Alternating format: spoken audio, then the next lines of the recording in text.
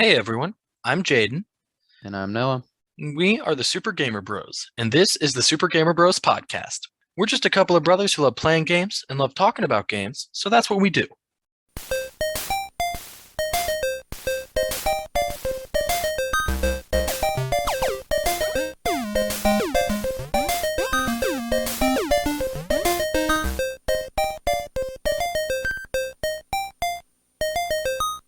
Today, Noah, we're talking about Horizon Zero Dawn. Yay. So Noah, Horizon Zero Dawn, developed by Guerrilla Games, well known for the Killzone franchise. I'm Um, glad you mentioned all that because I never actually researched much about the development of this game. like, what do you mean? Well, I played it pretty much I think it wasn't too long after it came out. And I was very excited when it was announced. I remember because the premise to me, I was like, it's new, it's fun, it's a new IP, it's not another reboot, remake, remaster, sequel, threequel. I'm tired of all that. I like new ideas, new games. Let's mix it up. And this did just that. Yeah, Um, I completely agree with you. When it was announced, I thought it was super cool. I thought it looked cool. It was a new IP, which I mean, at the time, like you were 2017, hesitant. I was hesitant because it's a new IP, and and I was just nervous because I was like, it looks cool. I don't want it to do poorly because new IPs, you know, like it was the first new IP I'd seen in a while. And I, like you, was getting tired of the same old, same old. But the thing about that is the reason that you get the same old is that the same old sells well, where new IPs are really a gamble. If you look at like Days Gone, as a recent example, the developers of Days Gone, whose name I am completely blanking on, That's pit, rude. they pitched a sequel to Sony, and Sony denied them because the game did not perform well enough in Sony's eyes. Uh, for the sequel to be developed. So that is like a guarantee not happening sequel, at least not anytime soon. So I was worried, something like that would happen with Horizon Zero Dawn, which was disproven because the game did very well. Like, is one of the top selling PS4 games of all time. No, I can't hear you. What's up? It's called I looked it up. The developer of Days Gone is Bend Studio. I've never heard of them. Ben Studio. Yep, that is it. I also wanted to look up if it sold well because I read the other day that it sold as well as Ghost of Tsushima. And I was like, oh, that changed my opinion about whether or not it should be allowed to have a sequel. Yeah, I guess I never looked at the specific numbers. I just remember reading that a sequel had supposedly been denied for Mm, both the critical reviews not being great and the performance not being great. it says it was one of the best-selling PS4 exclusives that year. Well, that year, but I don't know what games Yeah, came out that it year. says Yeah. it says Anyway, 8 million copies. That's actually pretty small. we'll talk about Days Gone another time. We will never talk about Days Gone again. All right. So Horizon, it came out 2017, very well received. It was one of those games that actually, from my experience listening to podcasts, gaming podcasts around that time, actually for quite a bit of people was like a console mover. Like, people bought consoles specifically to play Horizon Zero Dawn, which is always good to hear. But yeah, you said you played it not long after it came out. I played it for the first time about 2 weeks ago, Right. and I just wanted to throw that out there. So that means your experience is fresh. Extremely fresh. Like, I finished it not even a week ago. It's like maybe 3-4 days ago at most. I've finished the story for the first time. But both why I played it and I guess why as well while we're talking about it is the sequel. Horizon performed well, and the sequel, Forbidden West, comes out in, as of the release of this podcast, 18 days. Yes, I'm extremely excited. I am as well now. Yeah. Did you ever have you haven't seen any gameplay or anything of it, have you? I mean, like, very short clips that autoplay as I'm like scrolling past Facebook posts or something, but I have not watched any trailers or anything for it. No. I've also watched very minimal, but yeah, so why Anyway, don't you talk about the setting? yeah, so let's get into it. The setting. So, the story is set in post-apocalyptic United States, in the American West, between the states of Colorado, Wyoming, and Utah in the 31st century. Humans live in scattered tribal-like populations with limited access to technology. Their technologically advanced predecessors are remembered as the Old Ones. Large robotic creatures known as machines dominate the Earth. For the most part, they peacefully coexist with humans who occasionally hunt them for parts. However, a phenomenon known as the derangement has caused machines to become more aggressive towards humans, and larger and deadlier machines have begun to appear. There are 4 tribes that are prominently featured: the Nora, the Banuk, the Karja, and the Oseram.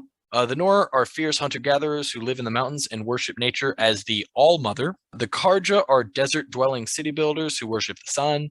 The Banuk consists of hunters and shamans who live in snowy mountains and adore the machines. And the Oseram are tinkerers known for their metalworking, brewing, and arguing. So basically like dwarves.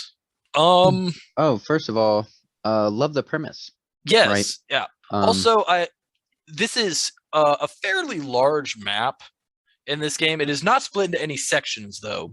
Kinda. I mean, it's split into sections, I guess, in the world, because you do have the different like tribes and their territories. But like, if you're looking at the map, there isn't like designated named sections like there typically are in open world games. That's true. It's not like your Assassin's Creed quadrants or whatever, Yeah, you know. yeah, exactly, yeah. But it is all open at some Yeah, point. that is it in pretty early, like after maybe like 3 hours the tutorial is about, you pretty much have the entire world open to you to do with as you wish, which is pretty cool. I don't like when open world games lock a large part of the map for a large section of the game. I don't like that either. I like to go try to fight the strongest side boss before I've even beat the second main quest, you know? Yeah, yeah. Anyway, so then we'll get into the story. So Aloy, your main character, was cast out from the Nora tribe at birth and raised by an outcast named Rost. As a child, she obtained a focus, a small augmented reality device that gives her special perceptive abilities. At an early age, Aloy becomes curious about her mother, and Rost tells her that only the Nora matriarchs would know, and as outcasts, it is not their place to know such things. As Aloy continues to push Rost for a way to find the truth, he admits the matriarchs might tell her more if she were to win the Proving, a competition to earn the right to become a Nora Brave, and by extension, a member of the Nora tribe. Anyone who finishes the competition becomes a Brave, but the winner is also granted a boon. Rost agrees to train her for the Proving and does so over the course of several years. Now a young woman trained in archery and survival, Aloy visits the Nora settlement and enters the competition. She is treated with distrust and contempt by most of the villagers. She meets an Osram foreigner named Olin, and is surprised to see he also wears a focus. Olin acts suspiciously, and their conversation is brief. Aloy wins the Proving, but the Nora are attacked by cultists, and most of the newly minted Braves are killed. Aloy is almost killed by their leader, Helis, who also wears a focus, but Rost sacrifices himself to save her. When Aloy awakes, a matriarch explains that the cultists had gained control of corrupted machines. Aloy learns that as an infant, she was found at the foot of a sealed door. Olin informs Aloy that the cultists are part of a rebel Karja group called the Eclipse, and admits to working for them for the safety of his family. He indicates that Aloy was targeted due to her resemblance to an old world scientist named Dr. Elizabeth Sobek, and it was by seeing her through his focus that they were made aware of her. Aloy locates the remnants of the company Pharaoh Automated Solutions and discovers that the old world was destroyed nearly 1,000 years ago after Pharaoh lost control of its automated Peacekeeper military robots. The robots, which could self-replicate and consume biomass as fuel, overran the planet and consumed the biosphere, stripping Earth of all life. Project Zero Dawn, a top secret project spearheaded by Dr. Sobek, was a plan to create an automated terraforming system to eventually shut down the robots and restore life to Earth. Pause. So, for post-apocalyptic stories that I have seen, played, consumed in my life, this is probably my favorite. I completely agree. I I just absolutely loved the learning about the past and how it came to an end. And this is one of those things that as I was playing this game, I just thought to myself, this is why I could never like be a writer because the amount of thought that went into all of this is just insane to me. No, I think anybody is capable of something like this. I think everybody is what I mean, you know, of creating something that's new and not been done before. And that's really what this is. And to me, it's a post-apocalyptic world that's the most realistic in the sense of history in and of itself is cyclical, it's reflective of itself. We know this. So civilizations rise and fall over time. And I think this does a good job of showing how our civilization could regress after, losing control of our technological advancements.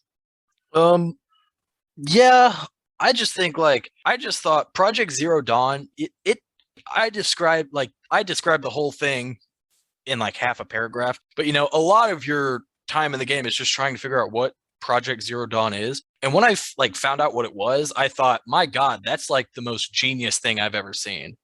It's genius, but at the same time, I'm like, why would they make that in the first place? Self-replicating, Oh bio-consuming, well, like I was like, no, that's a recipe for disaster. that's the Peacekeeper robots. That's not Zero Dawn. What was Zero Dawn? Zero Dawn was The Gaia. solution? Yeah, the solution. Yeah, okay, The yeah. peacekeeping robots were just peacekeeping robots. Yeah, I do agree with you that the one thing that really is kind of weird is the fact that the Pharaoh, they created the robots that could self-replicate whatever, but having it consume biomass as fuel, I'm like, no, who would ever think that's a good ever who would I can't believe anyone would ever okay that in any sort of reality. Yeah, it's just completely nonsensical. But just Zero Dawn with creating a system that would one shut down all the robots and then has all these subsystems that would create the machines to clean the earth and make it able to support life, plant the seeds for that new life, store human DNA to eventually create a new human species. I mean, man, that's just insane. It's incredibly deep, Yeah. and you're right, And finding it out yeah. is really fun. Yeah, and it's also really fun because you find all these old recordings that have dates on them, and it's like if you look at the dates, Elizabeth came up with Project Zero Dawn in 2 days. That's crazy. Yeah, it's just insane. Yeah, I just loved it. I thought the way that humanity ended and was reborn in Horizon Zero Dawn is probably my favorite apocalypse scenario, post-apocalyptic scenario I've ever seen. Until you play Mad Max, that is. Yes, of course. Aloy is contacted by Silence, a secretive figure interested in uncovering what happened to the old ones. Aloy eventually learns that Dr. Sobek was sent to an orbital launch base to complete Zero Dawn, and Silence reveals that the base is located under the Citadel, the center of Eclipse power. Aloy heads for the base, and inside she finds out that Zero Dawn was a vast underground system of databases, factories, and cloning facilities controlled by a single artificial intelligence, Gaia. Once all life had been extinguished, Gaia developed a countermeasure to deactivate all of the Pharaoh robots and build its own robots to restore the Earth's biosphere. Once the planet was habitable again, Gaia reseeded life on Earth based on stored DNA and taught the first human clones not to repeat their predecessors' past mistakes. However, Apollo, the system designed to teach the new humans, was sabotaged by Pharaoh's founder and CEO, Theodore Pharaoh, in a fit of nihilism, and the cradle-born humans were reduced to a tribal subsistence society. Hades, who is I guess you could say the mind behind the leader of the Eclipse, was one of Gaia's subsystems designed to enact controlled extinction if the outcome of Zero Dawn was not favorable for human existence. Reaching Dr. Sobek's office, Aloy downloads a registry to give her access to the door from which she was born. She is captured by Helis and sentenced to death at the Citadel, but escapes with the help of Silence. Aloy helps the Nora tribe fight off the Eclipse and ends up at the door beneath the Nora mountain. She finds a recording left behind by Gaia, revealing that a signal of unknown origin caused Hades to activate and seize control of her functions. As a last resort, Gaia self-destructed in order to stop Hades. Without Gaia to maintain the terraforming process, the entire system began to break down, which this is when the derangement happened, as mentioned in the story, which is insane that I did not put together how recently that was in terms of the story. Right, because they didn't have any issues before Yeah. the game's events. Yeah, like basically, Aloy's birth is when the derangement happened, when the machines started to go crazy, and when like machines like the Ravager and the Thunderjaw began appearing at first because they initially didn't exist because they weren't, used to fix the planet like the other ones were. So, as a contingency plan, Gaia created a clone of Dr. Sobek in the form of Aloy, in the hope that she would find Gaia's message, destroy Hades, and restore Gaia's functions. Aloy learns that Dr. Sobek sacrificed her life to ensure the Pharaoh robot swarm would not find Gaia. Aloy manages to obtain the master override necessary to destroy Hades, and Silence admits that he was the original founder of the Eclipse, originally tempted by Hades' promises of knowledge. With Silence's help, Aloy surmises that Hades means to send a signal to reactivate the Pharaoh robots to once again extinguish all life on Earth. Aloy kills Helis and helps fight off waves of corrupted machines before stabbing Hades with Silen's lance and activating the Master Override, ending the war. She journeys to Dr. Sobek's old home, finding her corpse, and has a moment of mourning for her predecessor. In a post-credit scene, Hades is shown to still be alive, but is trapped by Silence, who intends to interrogate Hades to find out who sent the signal that activated it. That end credit scene really made it seem like Silence was a bad guy. I don't know about you when you played that. I agree. Like it really to me seemed like he was going to like help Hades again or something. Like I don't like Yes, yeah, and just I was that like, that was doesn't make weird. any sense. Yeah, it I really hope made me that's not where the second game goes. yeah, that's what I was gonna say. It really made me concerned that like the villain of the second game was going to be Silence and Hades. Anyway, yeah, it's weird. Gaia told Aloy to, like reactivate her after Hades is destroyed, but that didn't happen by the end of this game. So I'm curious to see if maybe Forbidden West is about reactivating Gaia. That's true. That could be a big That part could be of it. cool. Yeah. As well, it's actually funny playing through Zero Dawn so close to Forbidden West coming out is the Forbidden West is actually mentioned in Zero Dawn, like at one point. Like someone just mentions it. Really? Yeah, I think it's when you get to Sunfall, like the Eclipse's main base, because Sunfall is up against this like giant kind of like plateau. And I think someone said like that plateau that Sunfall's up against is what separates the map you're in pretty much from what they said, the Forbidden West. So I guess like that's like it's actually a place in the world that I assume in the second Yeah, game, it was Aloy, referenced in the first game. That's really cool. yeah, Aloy has to travel to the Forbidden West in the second game. Yeah, cool. Anyway, the story. I liked it. I really liked it. Oh yeah, it was fantastic. Yep. Very well Um, written. yes, yeah, no, that's it. Really good story, I think. Uh, definitely worth the, like 6 year wait. No, 5 year wait before I played it. What year did it come out? 2017. Yeah, I think So I it'd be like, played it that year. That might sounds, also be the year Days Gone. No, the Days Gone came out in 2019. yeah, I was going It to was say that was announced that year. 2019. Yeah. Oh, it was announced. Yeah. Anywho, the best part, right? Anywho, yeah, now that we're done with story, we can get on to the gameplay. Noah, do you want to start us off with the combat? All right, so the combat in Horizon Zero Dawn is mainly focused on Aloy's bow. Combat largely consists of dodging the machine's powerful attacks and hitting their weak points to deal extra damage. There are also human enemies. You know, they're pretty simple. The combat mechanics in this game, for me, with outside of the bow or projectiles at all, Aloy has a melee attack, a jump melee attack, and a dodge. And for the wide range of movement in the enemies, I just found it wasn't enough, and I had a really hard time fighting multiple enemies or just one really strong enemy, especially if they close the distance. Then it just became like this really tricky game of how do I roll far enough away to use my bow, you know? Mm.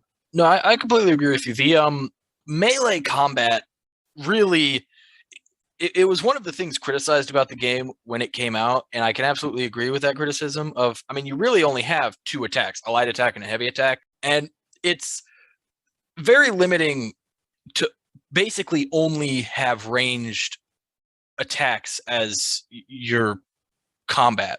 I mean, it's kind of like the same complaint we had about The Last of Us when we talked about The Last of Us, of like, your hand-to-hand combat is not really that good, which can be a pain because enemies aren't going to always stay away from you. Like 90% of the machines only have physical attacks, so they will get close to you, and it can be real annoying trying to, as you said, dodge roll away from them and try to get to a distance where you can safely shoot them.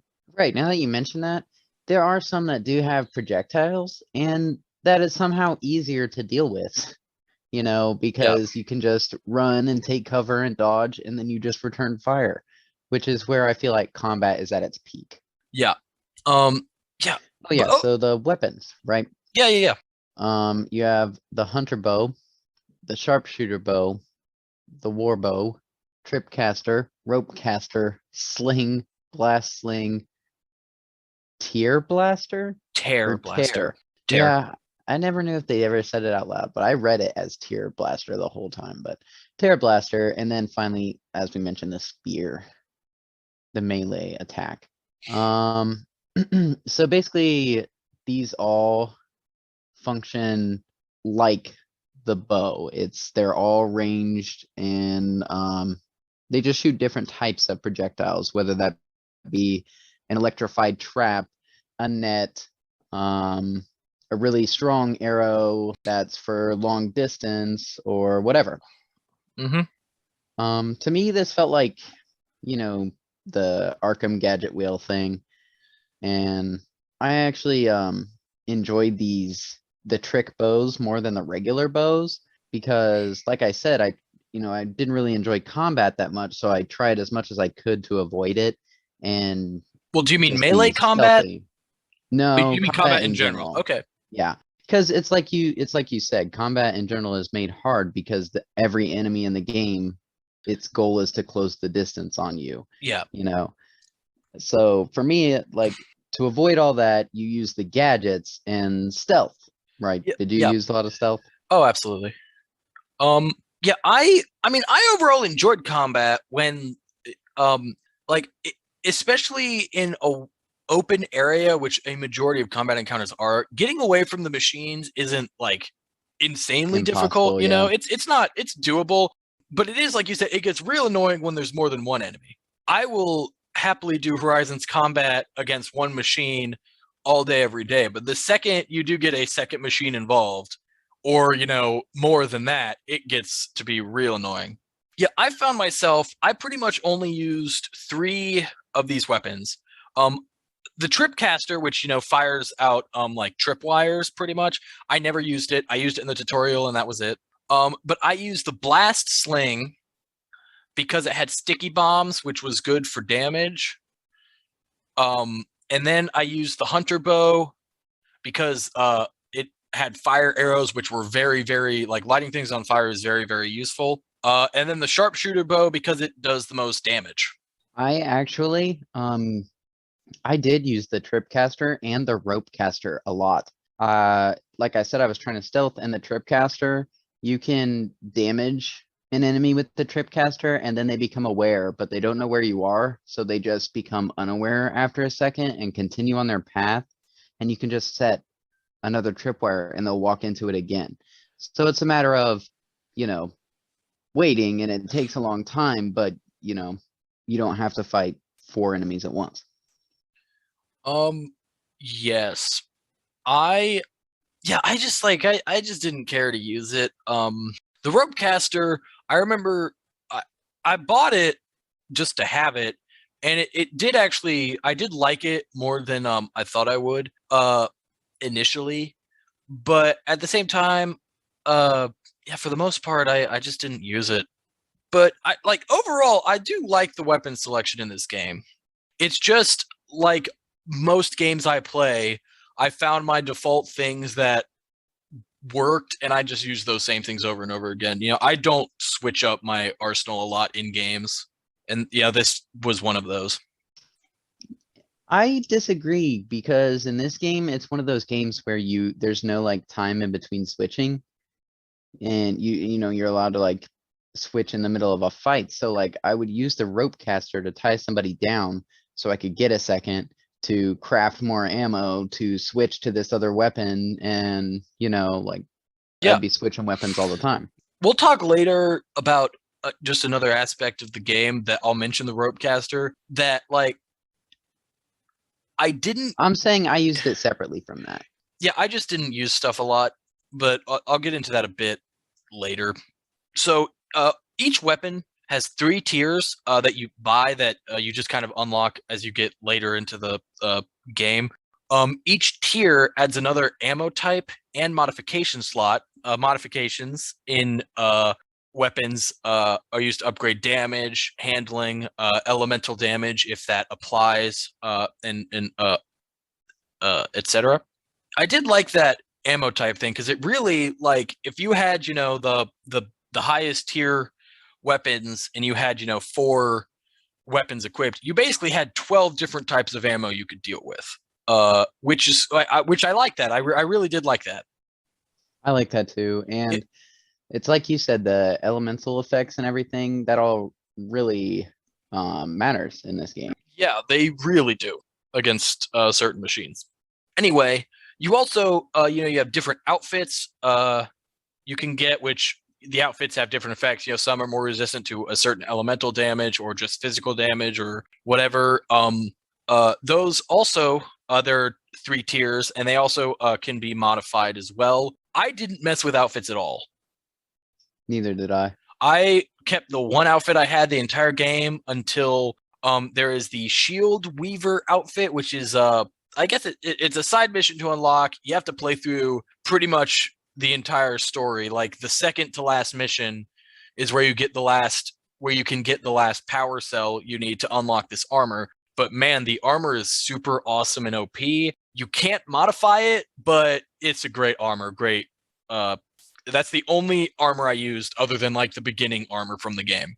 Yeah. Yeah, I don't even know if I ever changed outfits. Yeah.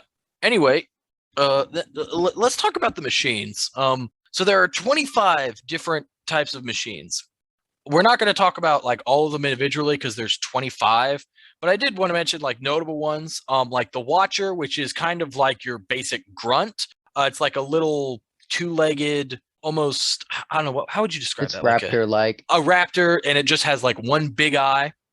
And then you have the Thunderjaw, which is like a giant T-Rex kind of thing, almost. The Thunderjaw and the Watcher. Oh, and the Tall Neck, which is a giant draft thing with a big dish head. Those are the 3 machines that I knew about not having played this game, because I feel like the 3 kind of what would you say, like token machines, like they're the ones that are in They're the Death ones you see Stranding the and stuff. most. Yeah, which I'll say Thunderjaw's way bigger than I thought they would be. Yeah, it's no joke to fight one of them. Yeah, I thought they were Aren't they like, actually the strongest in the game? yes, they are by far, I would say. I actually like I knew what the Thunderjaw was and I knew what it looked like, but before playing the game, I thought they were maybe like the size of like maybe like a Like a good-sized tree?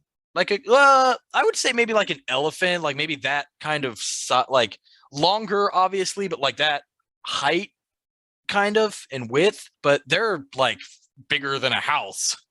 Like a T-Rex, like they are around that size, which really surprised me the first time I encountered one. Yeah, yeah. The creativity with how they make the machines look and act like their animal counterparts is really interesting Yeah. to witness. Each time you come across a machine you haven't seen Yep. before, you're like, oh wow, look at Yeah. that one. Yeah. And I I'm just gonna also say you have like notable ones here. My favorite one was the one that was like an alligator. the Snap Maw.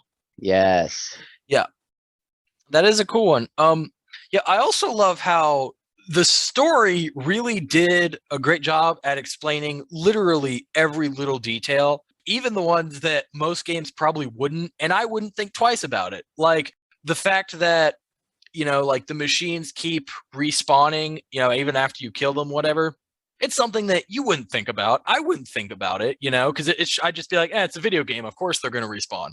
But the story actually has an explanation for it. And why you have, machines that look like deer that are like digging into the ground and stuff, when it's like, well, they're machines, they don't eat. Why are they doing that? The story explains it. And I have to give mad props to them for that.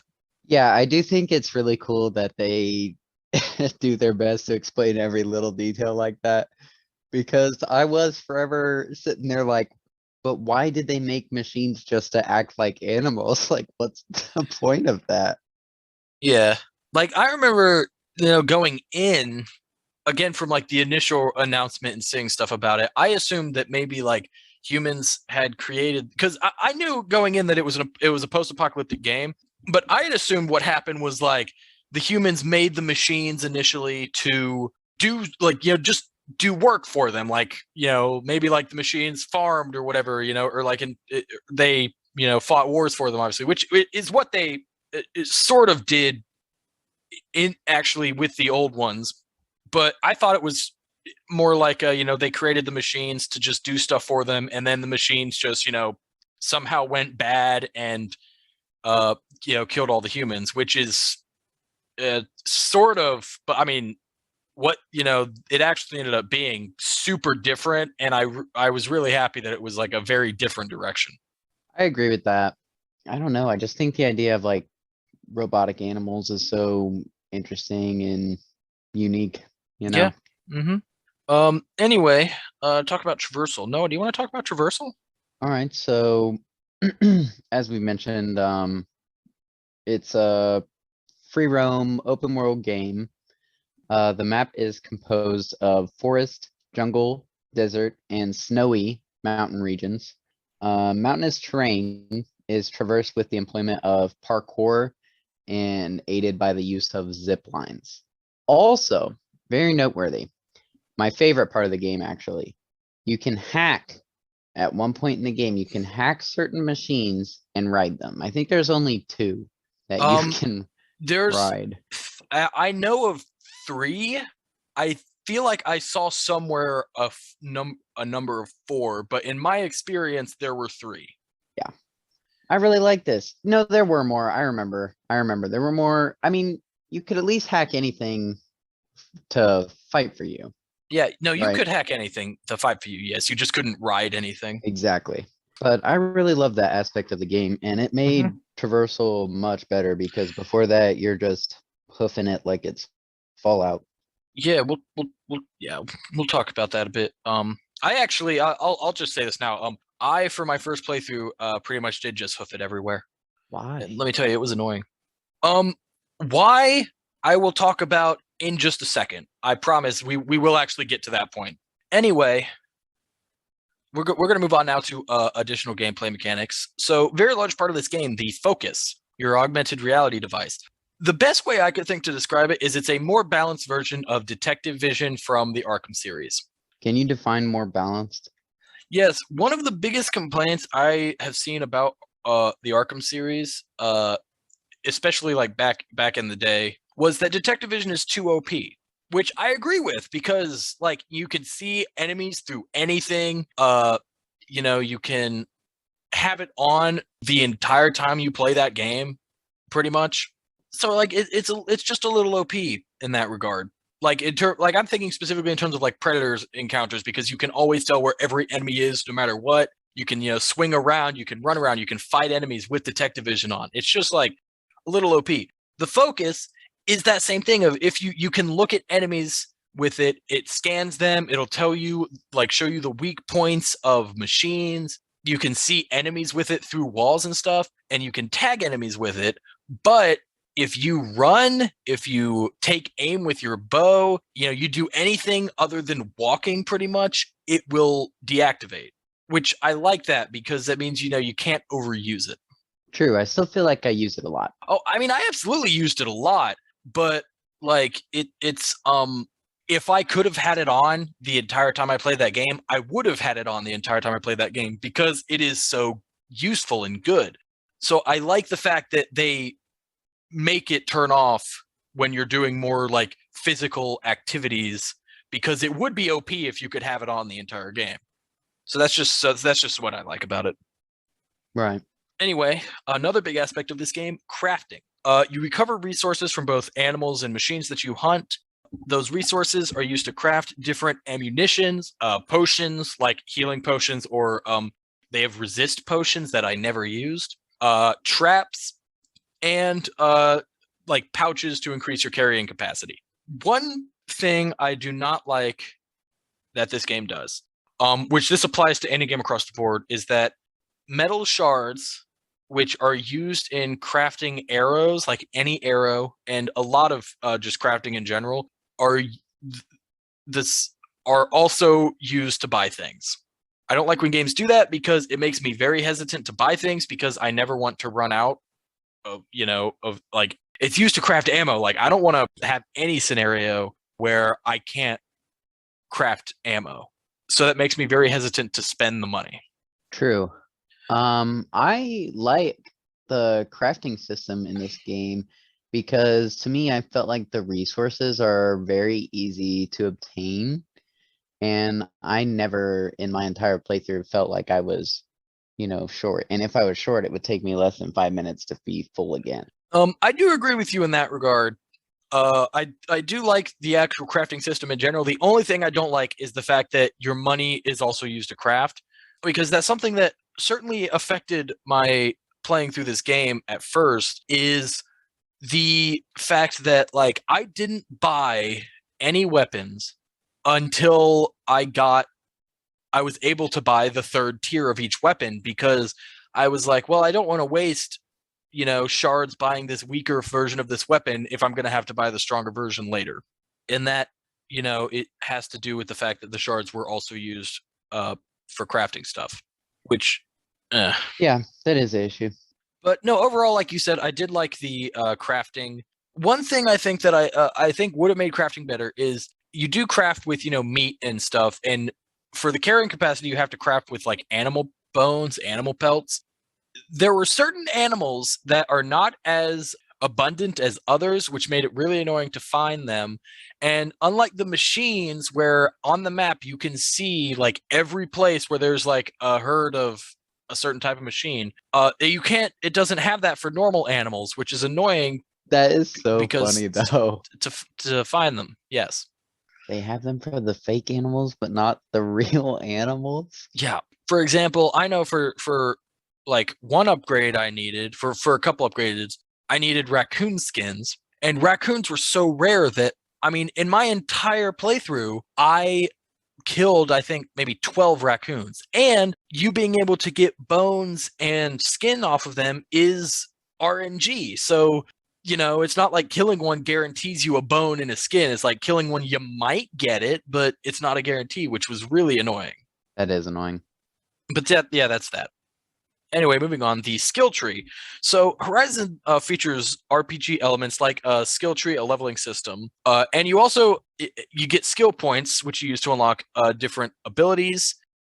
I like the addition of a skill tree in a game. I think it's cool. I like how in Horizon you can unlock every skill, so I don't have to just stay not getting every skill, because I hate that. But I did have one personal issue with the skill tree, Noah. I don't know if you will agree with this or not, but there were several skills I feel like you should just have automatically and shouldn't have been skills. And I have I looked through the entire list to just talk about these 5 skills that I have, because I feel like, one, they waste skill slots that could have potentially been used to have extra abilities, and 2, they're such basic abilities. I feel like, why can't Aloy already do these? Why do these have to be skill upgrades? One is the silent strike, the ability to silently attack a machine or a person from stealth. Like, stealth is a big aspect of this game, 100%. Like, if you never get this skill, you're still going to be stealthing a lot. So I think it's kind of dumb that she doesn't just know how to do that. Noah, do you want to comment now, or do you want me to list all 5 first? You go ahead. Okay. 2 is the critical hit. When you down a machine and it's on the ground, you press R1 and you do like a stab that hits it in like a weak area. Again, like Aloy was trained as a hunter for many years. I feel like that's something she should already be able to do. Lure call, you whistle to attract an enemy. It's whistling. Call mount plus. I don't know why the plus is here because there's not a normal call mount. No, this is why I didn't use mounts a lot in my first playthrough, was sneaking up and overriding a machine is just annoying. And I just never wanted to take the time to do it. So I didn't use mounts until I got this ability, which for me was pretty late in the game because I prioritized other abilities over it. And when I got this, I was using mounts all the time. And I thought, man, these mounts are awesome. How do you call it fundamental, but then you choose other things over it? I don't understand. Well, because one, the first three, I will give them the benefit of they're all like level 1 basic skills, takes 1 skill point to unlock them. So very easy to get. You can get them very early. Call mount requires 9 skill points to unlock it, which is 9 levels, or you unlock skill points doing missions and stuff. You can still get around without the mounts, even though it is more annoying to do so. So that's why like I prioritized other things to make my time easier. It's just like I feel like you should be able to just do that if not automatically, at least make it an easier one to get, because I wouldn't say it's essential for traversing through the world. It's a quality of life thing at that point, just making it easier, faster to get around. And then tinker, which for modifications on weapons and outfits, if you use one and then replace it with another one, the original is destroyed, and tinker makes it so that they're not destroyed and can be reused. I just think that's dumb. I don't know why they're destroyed initially. It just doesn't make sense to me. I just thought that was kind of a dumb thing to have added in there. Wow, that's a lot of opinions. Well, no, this is an opinion podcast, so there are going to be a lot of those. Boom, gotcha. Anywho, I think your criticisms are stupid. How about that? No, I'll give you call mount. Like I feel like all those you're right are basic, but most of them you get pretty early. And for me, like as long as you can unlock every skill, it's only a matter of time until you have it, And as long as there's a way to get every skill without progressing in the main game, that's really what I like. Because I like to have every skill and then go through the story fully powered up. Okay. So I think it's a good skill tree though. I mean, overall, I do agree with you. Anyway, also this is I also want your opinion on this. There are dialogue options in the game. The game features 3 main options for dialogue in several instances. Basically, you have like your aggressive, your kind of smart, tactical-ish answer, and then your emotional answer. I personally don't know if these have any effect on the actual game or not, or just the immediate conversation you're having. And even so, in my small experience of using different dialogue options for the same conversation, it's more like you say the thing, their like immediate response, like 1-2 sentences, changes depending on what you said, but then the rest of the conversation continues on no matter what you say, the same way. Yeah, that's pretty classic. I actually don't mind it. And I don't think, it was never claimed that your choices would have an effect on anything. I feel like it did when with the first choice you have, it explained it, and I swear it said that it would have effects on things, but I couldn't That's tell true. any Then I effect. think that's misleading. But I don't know if that's true. Yeah, but I didn't mind this. I liked, choosing, and I thought all the voice acting was done so well that I never skipped any cutscenes. I watched every single dialogue in this game. I was, tearing apart. I can agree that I did that as well. Yeah, I don't know. That's just like something. Like I that's something I did not know about going into the game. I was really surprised when it popped up. Anyway, then as we had mentioned before, overriding. You have the ability to hack and override machines to get them to fight for you or ride them. For the few that you can ride, you must complete dungeon-like cauldrons to unlock new hacks for different machine types. The cauldrons are okay. They're just kind of there. I do like that, you do have to kind of unlock the different types of machines to hack. I think it would have been a little lackluster if you could just hack any machine from the get-go. I agree with you.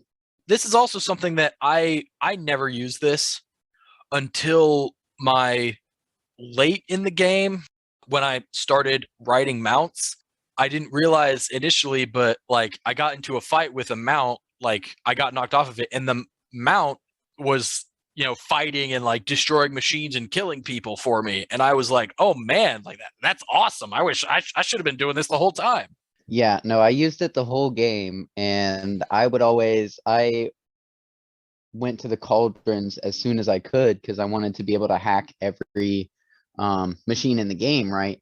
And sadly, you cannot, which I would, mark as a complaint. I want to be able to hack every machine in the game and ride most. That might be asking a lot, but Yeah. even so, you can have pretty strong machines fighting for you, and they use all the same Mhm. attacks that they use against you. Like, it's really cool to Yeah. see them fighting on your side. And this is also, as I had mentioned, the rope caster earlier. This is where I think the rope caster is very useful because the only times you can override machines are if you sneak up on them and if you knock them over, which sneaking up on some machines can be very difficult. So having the rope caster, which is basically like a, hey, shoot this thing a few times and it'll fall over, to then be able to hack into them, override them, very much. If I overrided more, I absolutely would have had the rope caster on me at all times because it is very good for that. That's true. And correct me if I'm wrong, but there's not a limit to the amount of machines like when you're in an encounter that you can rope cast and override. Not that I'm aware of, there is not. I don't think there's a limit to that. And that is something that I did if I was struggling. Yeah. Anyway, so then you have hunting grounds. Noah, did you do the hunting grounds at all? I did, yeah. Because they actually had good rewards sometimes. And the actual story of it and the challenges were pretty fun. But at the same time, they were also difficult. Yes. So there are challenges that test your ability to hunt machines under certain conditions and a time limit. There are 3 levels of success depending on how fast you go. There's, basically bronze, silver, gold. These were cool. These are the things that kind of make you use the pretty much the only time I used other gadgets like the rope caster, the trip caster, is during these hunting challenges because you have to. It's like, oh, trip this many these many machines with the trip caster. Yeah, I like these hunting challenges for the most part. I agree they are very difficult, but they're fun. I like them. Yeah, I mean, I'm saying I tried some maybe over 20 times.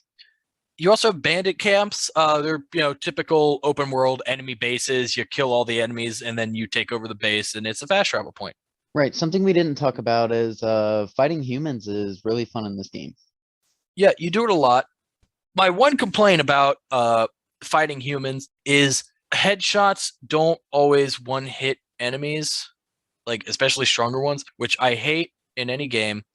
Yes, they are wearing like masks, but at most, I'll say 2-shot is fine. But playing on the harder difficulties, you could sometimes have to shoot these guys 3-4 times in the head before they die, and I think that's dumb.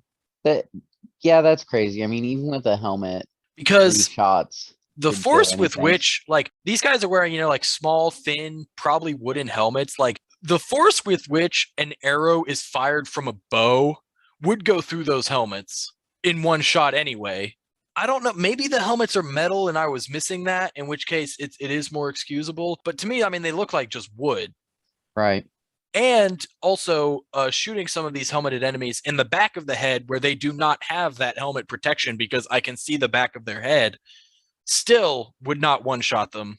And, I get that is very hard to code. That would be very, very specific to do, but it's just one of those small details that kind of annoys me. Right. So side quests. So side quests and errands, they're side quests, side missions. Errands are shorter side missions and side quests are longer. Like, I'd say you start an errand, you will have that errand completed in like less than 15 minutes. But if you start an actual side quest, usually that's multi-step, takes you maybe 30 minutes to an hour depending on the side quest. There are quite a few of them. Yes, there are, and I enjoyed most of them. Yeah, I did every one that I could find, which I think I did all of them in my first playthrough. I don't know. I mean, just as far as I could tell, like I think I did all of them, but they were fun. One of those games where I actually just wanted to do all of them for the enjoyment of doing all of them because they were really good. True, I felt the exact same way about it. I mean, they were just all Yep. engaging, narrative wise and gameplay wise. There are interesting challenges and Hmm. they involve the machines or humans, and it's always like, there weren't many repeats either, which is great. Yeah, yeah. Anyway, yeah, that's it about those. Moving on, collectibles. There are like data points, which are sort of collectibles that are basically like documents, recordings, videos of the past, like the old ones. They're not counted as collectibles in the actual game itself. There are a lot of them. There's not really, other than just the like context. There's not really any benefit to collecting them. But then your actual sort of collectibles, which can actually be traded for stuff in game as well as for trophies. Ancient vessels, I loved these. They're coffee mugs. That is funny. I remember seeing like ancient vessels as a like before I had found any, and being like, "What is an ancient vessel? That's got to be some crazy thing." And they're just coffee mugs. Like you just find 12 coffee mugs. Then there are Vantages, which is probably my favorite collectible. Noah, did you find any of these? I think so. Yeah, so basically, what Vantages are, you have to climb to like a high place and you look out into the world, and when you activate your focus, it shows you for this small section of the world what it looked like during the old one's time. No, I never did that. Yeah, like you would look at a building maybe, and it would show you like, obviously the ruins of a building, uh and then but then it would be like a window would kind of open up, kind of like a tear in the dimensional space, and you would see like, oh, that's what it looked like in the past. And then there would be a small little narration, and if you looked at it in the collectible screen, you could read like a whole letter being wrote by this guy who like recorded all of these. I don't really understand how it works in terms of the game, but they were cool. It was cool, like you could see like you find like a sports stadium that you can look at. Faro Automated Solutions building is one. There's like a concert venue. Like it's really cool to see, how these specific places have degraded so much. That is really cool. Yeah. And then I never saw it. metal flowers. They're metal flowers. And Banuk figures. They're tiny little like deer looking figures. I don't. I mean, they're just kind of there. There's not really anything. They don't do anything. I mean, again, you can trade them for stuff. One thing I do like about Horizon Zero Dawn, you can buy collectibles maps that show you the general location of collectibles, like a circle that you have to then, search through to find the collectible. One thing I don't like about Horizon Zero Dawn, it only gives you a circle where you have to look in for the collectible instead of the exact location. Wait, what?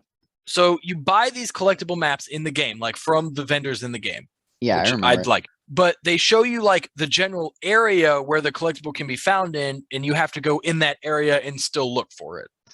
Yeah, that's why I never did that. Because you never find, you spend like way too long looking for something. Yeah, you can. Yeah. Which, like I said, I like that you can buy the maps, and it like I like that it at least gives you the general location compared to giving you nothing at all. But I wish it would just give you the specific location. That's just my comment on that. I agree. Yeah, and that's it for all the gameplay stuff, I think. Uh Moving on to the notable trophies. This game has what I call a literal trophy list. There aren't really I did get the platinum. There aren't really any notable ones because most of the time I pick notable trophies because either I just like the name of the trophy, I just think the description of the trophy is funny, or Could be the requirement. yeah, the story behind me getting the trophy is noteworthy.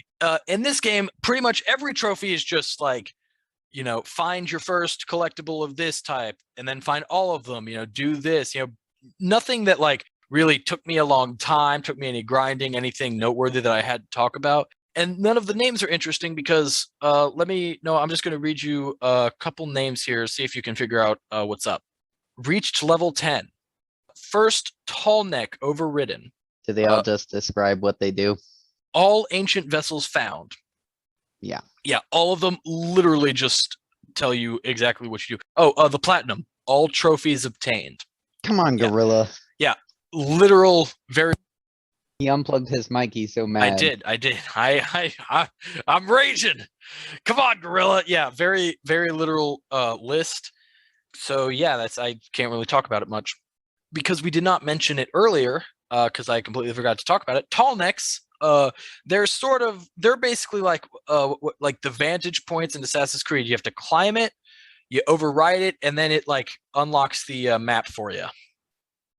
Yeah, I can't believe we forgot to mention that. Yeah, because they're also really cool machines. Yes, because they're just peaceful and weird looking. Yeah, I dropped the ball on that one.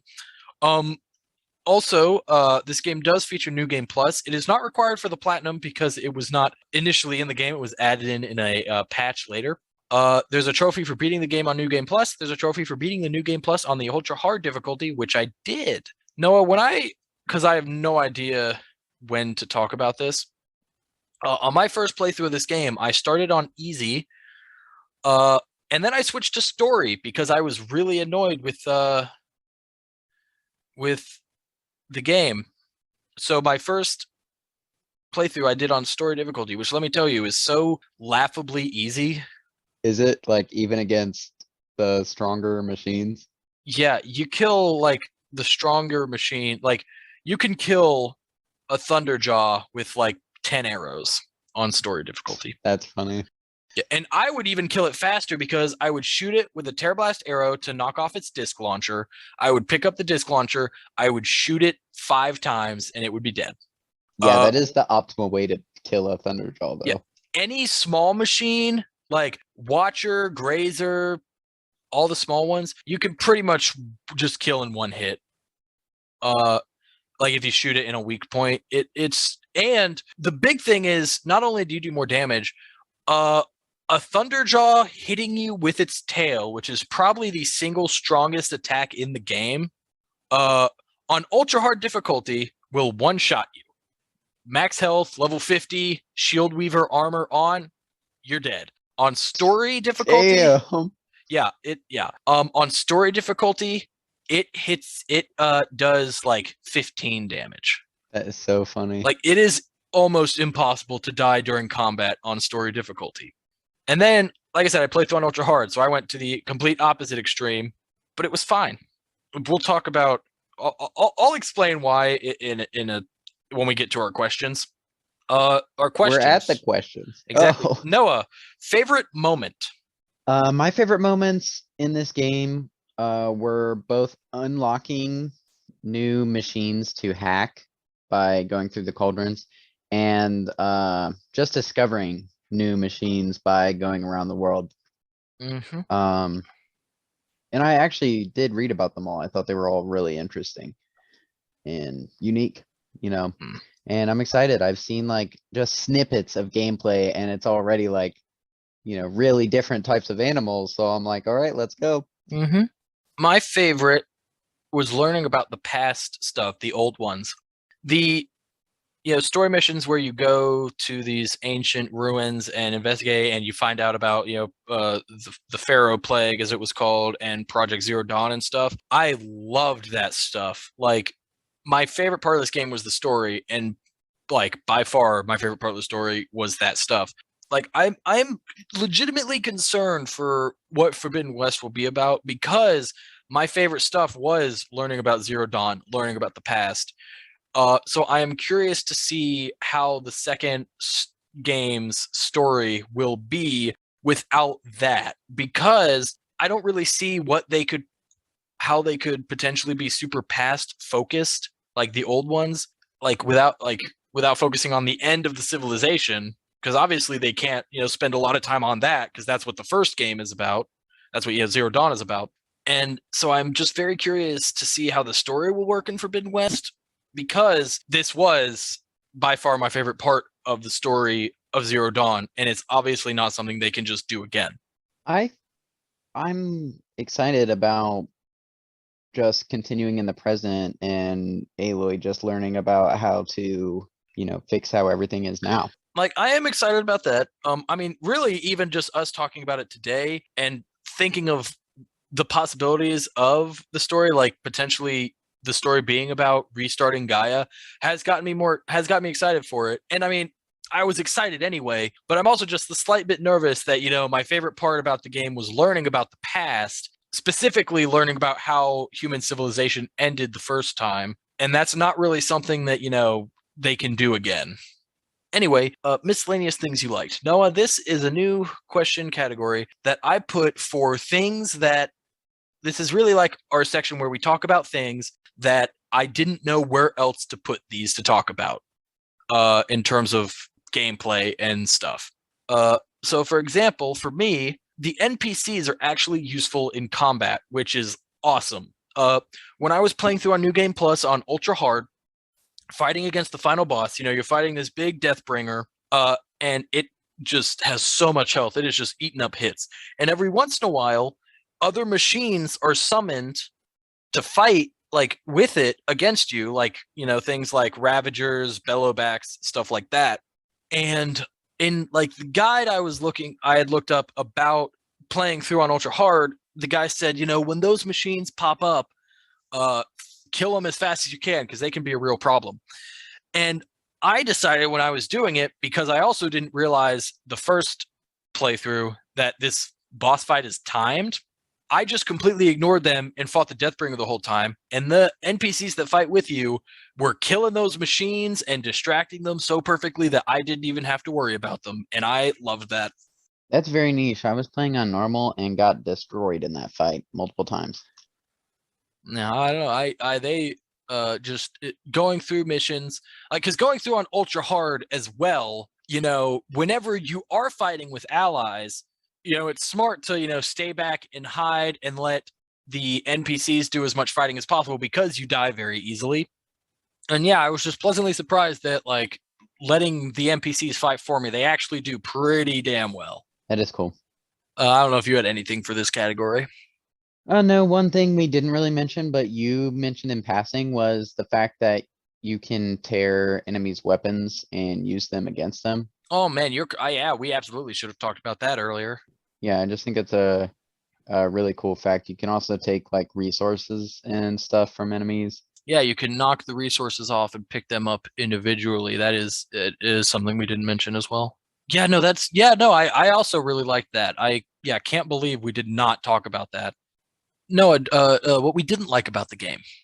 Melee combat or close range in general. And no, that's about it for me. Okay. I have really three big things. One, climbing sucks. For how rocky and like mountainous the terrain is in this game, you can't climb everything, and I think you should be able to. There are so many times where I'm like running around these mountains trying to find where I can climb and not being able to. That was so annoying. Just wasting time. Part of the problem is the areas that you can climb a lot of times actually blend in a little too well. I know a complaint that people usually have for some games is like the places you can interact with and climb are too obvious. Like, oh, in Mirror's Edge, like everything red is interactable and, stuff like that. It kind of makes it like remind you're playing a video game, I guess, is the problem people It have breaks with the that. immersion. Yeah, yeah. In this, it blends in too well because I like the ledges that you can grab onto have like a kind of white, chalky kind of appearance to them. And sometimes that could just be really hard to see. There were times where like I'm running around this plateau for like 30 minutes trying to find where I can climb and not being able to find it, which is annoying because so many of these terrains, like, you have places that look like you should be able to grab on and climb them because, they're like rocks sticking out and things like that. And even in some of the snowy areas, you have ledges that, because there's snow on them, look like that same type of color that you can climb. So I'm like jumping against this rock trying to climb it, and it's just not working. So yeah, I just think it's really annoying with how rocky mountainous the terrain is. You can't climb everything. I agree. Also, yeah. Also, too many machines. As we had mentioned before, on the map there are all those like symbols that show you where to find certain machines and stuff. There are just too many machines. Like I get that it's like they rule the world, whatever, but there's just too many. Especially for the fact that all of them attack you on sight pretty much, no Yeah, matter your what. problem is like the number of machines in the game, or like they're too densely packed that you feel like you're always being targeted. I mean, they're too densely packed. I mean, I think it's like, both the same problem because traveling anywhere, you'll go through machines after machines after machines, and they all attack you on sight instantly. And it's like, I don't want to have to stealth through the entire damn world. And again, something that I did not figure out until I started using mounts, because that helps because you can just run by them on a mount. But when you're on foot, most of them run faster than you and will catch up to you and attack you. And if you are free roaming, um, doing errands, which errands are usually free roam, trying to hunt for parts or whatever, and you stray too close to like a group of machines, they will instantly attack you, and it can just get really annoying. Like part of the reason why I played through on story difficulty the first time, like I would say I enjoyed my time more playing on ultra hard, because on ultra hard and New Game Plus, what I did was, I would call a mount and I would ride that mount to the whatever mission I had to be at. And when you're in missions, it's all controlled. The human enemies you fight, any machines you fight, is for the most part entirely controlled. You won't be attacked by any random machine that you happen to stray next to, because you're fighting this group of 5 machines in this one area, and nothing will be added to that. Which, so like that's fine. Like doing that on ultra hard, it was fine. I could strategize and plan around that. But even playing through on story in the open world, it's like I'm trying to hunt. Like I'm fighting this one ravager while I'm dodging away from it. Oh, I got too close to these glint hawks, and now they're attacking me too. And it just got really old really fast. Like I legitimately did not enjoy the free roaming, like collectible hunting aspect of this game because of that. I think that's just because you didn't get a mount. Like I used a mount for the majority of my Well, playthrough. it doesn't help when you're like hunting and getting collectibles and stuff, because you can't really use mounts for That's true. that stuff. Yeah, so like my collectible hunting was super annoying, and why I switched to story, because even on easy, like if you're fighting say just like a grazer or something small, and you accidentally stumble into like 3 snap maws, which are pretty large and deal a lot of damage creatures, one wrong move and you're dead. Which pairs into my third issue, which is saving and dying. And what I mean by that is, again, one of the things that made my ultra hard playthrough less annoying, because you're in missions and there are checkpoints. When you are in the free roam open world and you die, you go back to your last save, no matter how long ago that was. And the game doesn't like auto save at certain points. And I hated that, because there are dozens and dozens of campfires scattered around the world, which are both fast travel points and save points. If do anything that is not like completing a mission in the open world, the game doesn't autosave. Like it doesn't autosave when you grab a collectible. It doesn't autosave when you level up. It doesn't autosave when you maybe craft something new, which is something that I feel like I'm used to in open world games. So it would annoy me so much that at one point I lost like 2.5 hours of progress, because I once again, like lucky shot, got hit by a machine that took out like 200 health and just killed me when I wasn't expecting it. And like I lost 2 levels. I had done like 6 crafting upgrades that I lost, and I had to like rehunt the animals and machines to be able to get those upgrades again. And I had to get That the is XP again. very frustrating. Like it's something that in old games happened a lot, but I put that as far as like the old games just being, limited in their saving capabilities because they're older games. And I hate that in old games. Like that's a reason that I will hate going back and playing old games. Some modern games use that as like a kind of an extra difficulty feature, but to me, that doesn't make a game harder. It just makes a game more annoying. And that's just really annoyed me with Horizon. Again, something that made the free roaming aspect of the game legitimately not fun until like I turned on story difficulty and pretty much couldn't die. Yeah, I too have a problem with that. I think autosave features are essential, but there's games like Dark Souls, the Soulsborne series is those From Software type games that only have the save points like this one. It's just a save style. It's a choice, but it is like punishing, you know. This game does not need that at all. This game is not a game that's coming at you with you don't buy it because of how difficult it is. You buy it because it's a really cool premise, it's a great story, and it's fun to play. The difficulty in this game is not the fun kind. It's the like broken, punishing kind. And that's just not always fun. I agree with you there. But in other games, I think it's handled better, not letting you just openly save whenever. Like for instance, Sekiro, they have save points very close together, so you're really not losing that much if you die. But I'll also argue, like I guess in terms of how you said handled better, is that in From Software games, they are put purposefully in your path so that you encounter them no matter what you're doing, and you're like, oh, I'll save it while I'm here. But in Horizon, when you're like free roaming and getting collectibles and stuff, it's not really like, you might Yeah, pass they're one, not but frequent at all. I mean, I would say they're pretty frequent. There are a lot of them, but it's just like, I guess the difference being with From Software games, they aren't really open world. So it's like you're going to 100% encounter this campfire no matter what.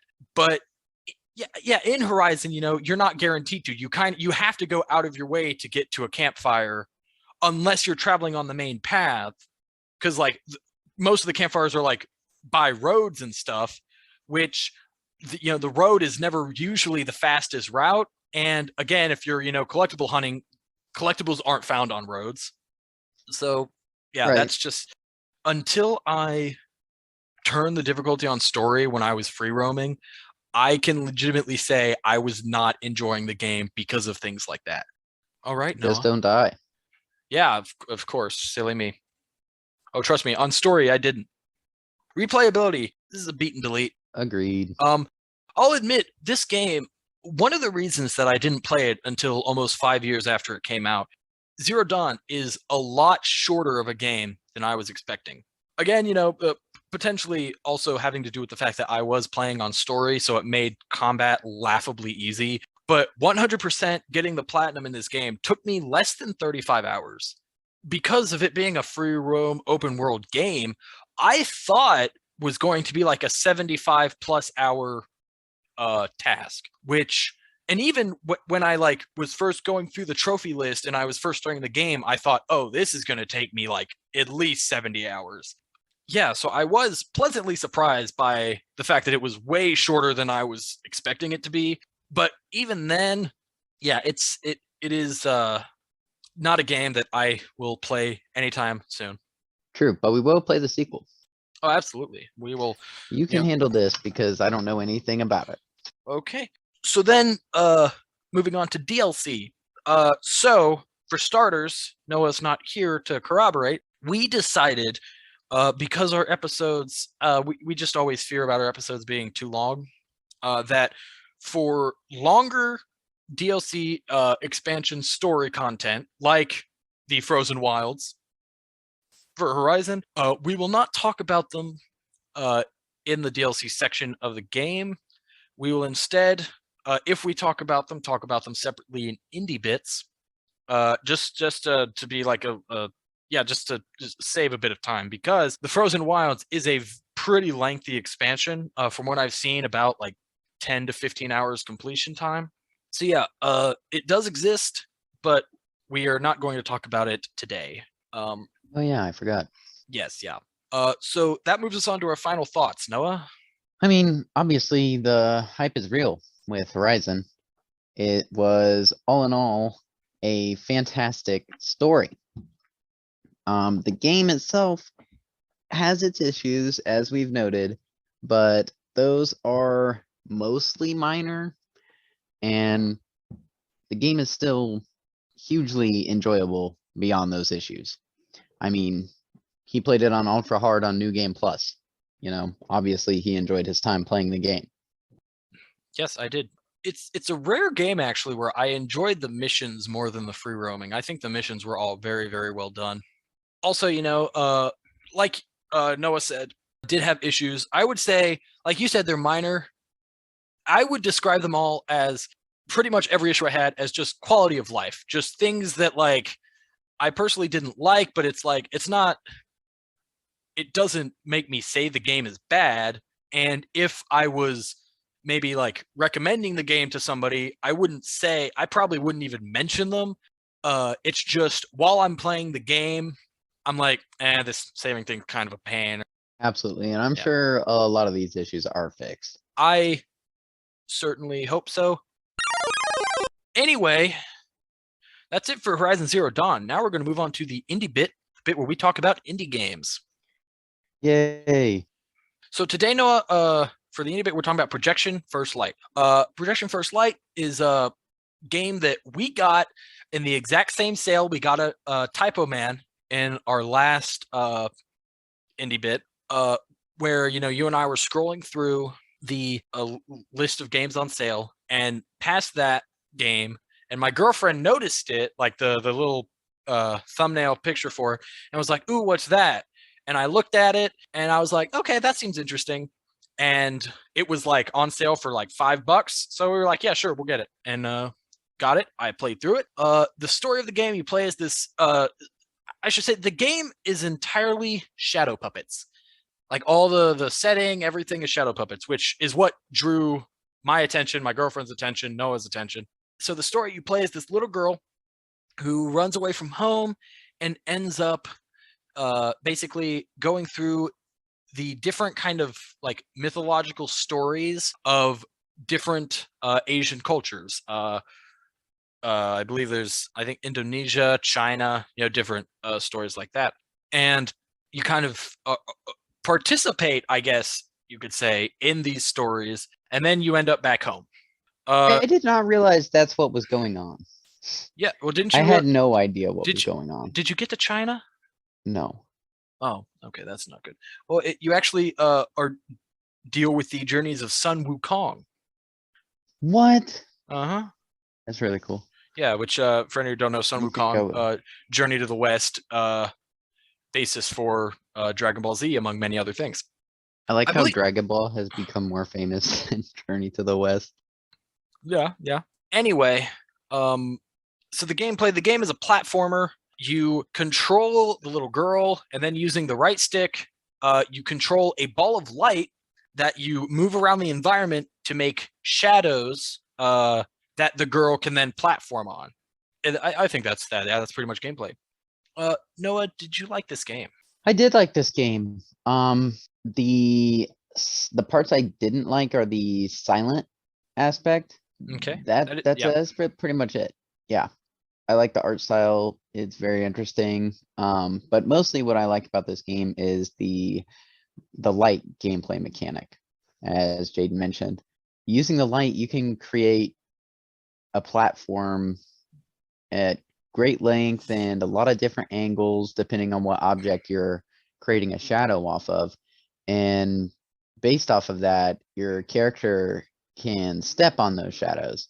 And I liked this gameplay mechanic a lot. I thought it was creative, but I also thought it was like really slow. I would love like a much more efficient way of doing it, because I would like there like are parts where you're at like steps and you have to create a shadow to go up steps, and it's just like moving the left stick, jumping, getting to where you're supposed to be, and then you have to stop, wait there, create the shadow, and move again. It's fun. I like it. It's just like a long process. I can tell you confidently, me and my girlfriend did not like this game. That's crazy. I'll tell you exactly when I knew it was going that my girlfriend didn't like it was I had been playing the game for maybe about 45 minutes. I was in the first kind of mythology section you're in, which I believe is Indonesia, and like I said, I've been playing for 45 minutes, going through like this story, and my girlfriend was like, "So when's it supposed to get interesting?" And I was like, "Well, I'm 45 minutes into what is probably a 3 to 4 hour game, so it should already be like this is it. This is the game." And she was like, "Oh, yeah." She did not like watching me play it. I actually did get the platinum in this game, but man, it became a real annoying drag. It really started getting like I think part of the reason that it is boring, I will, because I agree with her that the game was very boring. I think part of that is, like you mentioned, it's silent. There is no dialogue or anything. I think having a narrator would have helped things a lot if they, especially if they just didn't want the characters to talk. The parts where I had a problem with the game was the shadow mechanic doesn't work well when you are trying to use the shadow to affect objects in the environment, which as you get later on in the game is something you have to do more. You have to sometimes use the shadows to like lift buckets up or move rocks and stuff like that. Does not work well. It does not work well at all. You have to move super, super slow. If you like move fast or like jerk the stick, it just glitches and doesn't work. I believe when you get to China, you have to use the light or the shadows to like open doors. That it just doesn't work well. I think the concept is cool, and using the shadows, like the light and shadows for just general platforming, it's fine. But when it comes to anytime you have to use the light to interact with the environment and not the girl specifically, it doesn't work well. Yeah, I agree with that. I think it was broken both ways though. Like mechanically, I had a lot of issues with the shadows and like you said, interacting with other objects. But it was also broken in the sense that I could solve almost any puzzle using like a shadow. Well, I mean, that's the point of the game, I imagine. No, I mean like in sections where I would basically skip Gotcha. sections with shadows. Gotcha. Also, this girl has the worst jump in any platforming game I've ever played. I get you need to use the shadow to get around a lot. It makes sense. But even like the tiniest little jump, like, oh, I like you're jumping from a table to like this shelf and you have to use, a shadow obviously to get to the shelf.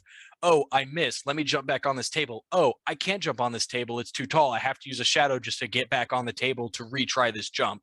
She can't make the smallest jumps that makes restarting any platforming challenge annoying because it's like I have this shadow placed well for this platforming challenge, but now I have to move it just to get back to the platforming challenge. It was annoying. Yeah. That's my two big gripes about this game. And I guess the third one being it was just boring. This was probably one of the most miserable times I've ever had completing a game ever.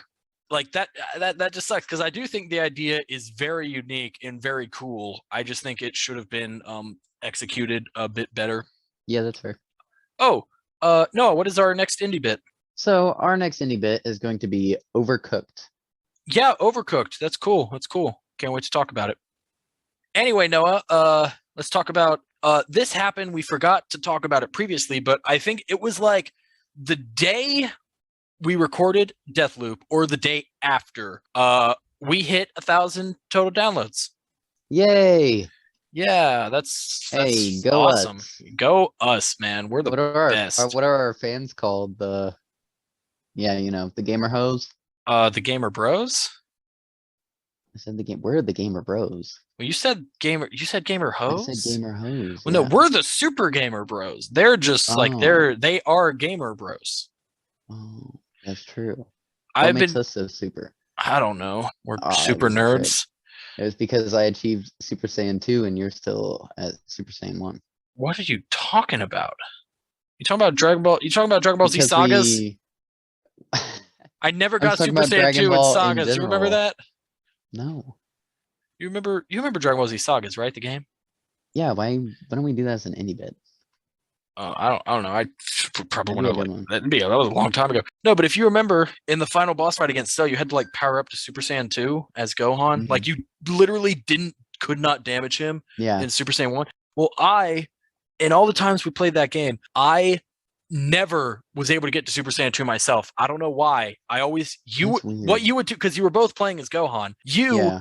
would get to Super Saiyan 2, give me that controller so I could damage him, and then you would take the other one, get to Super Saiyan 2 yourself, and then we would both attack him until Super Saiyan 2 ran out for, usually me. Like, I don't know why. It's been, years and years since we played that game. I couldn't do it. That's so weird. Yeah. Anyway, we hit 1,000 downloads. Go us. Don't forget, new episodes every other Monday. Rate and subscribe. Tell us if you like our show, or tell us if you don't, and tell us why. Tell your friends and enemies about the podcast. You can follow our Instagram, the Super Gamer Bros, for updates on episodes, and subscribe to our YouTube channel, Super Gamer Bros, one word, capital S, capital G, capital B, if you want. And we will see you guys next game. Bye.